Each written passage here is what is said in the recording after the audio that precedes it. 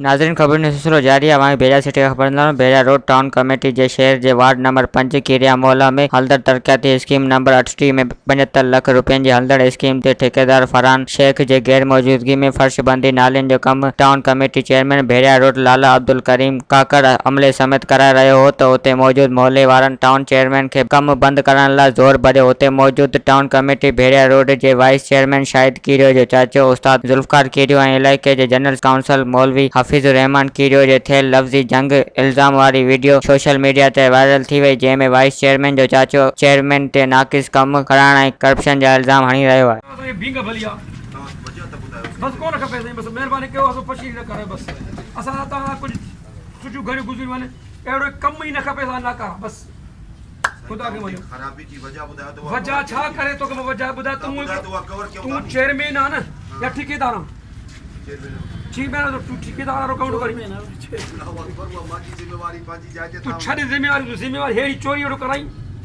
लाला इन में का शायद मानू तू लोकल मानू तू बदमाश के जरियो सी त पांजो अमलो घुरायो मुकम्मल तरह सा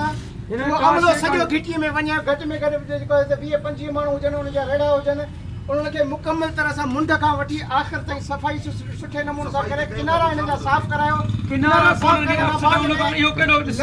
लेवल जे बुनियादनि ते तव्हां कोन खपे लेवल न हूंदी त ज़ाहिर आहे हितों जा माण्हू राति जो जनाज़ो आहे पोड़ो आहे पको आहे बीमार आहे हितों जा माण्हू लंघंदा ज़ाहिर आहे मरंदा किरंदा उनजे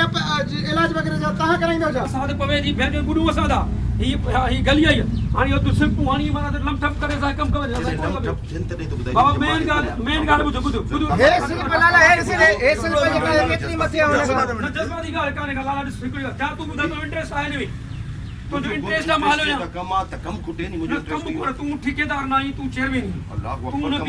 ठेकेदार जे मा ठेकेदार के मा पाने कम उठा दो मुझे साईं अनबैलेंस जे तो केतरा सा नी अनबैलेंस लाला अनबैलेंस सीसी जने थींदी त अनबैलेंस के कवर कंदा। वधीक खबरनि ऐं तफ़सील लाइ विज़िट कयो अवामी news Facebook page, YouTube page ऐं अवामी न्यूज़ वेबसाइट।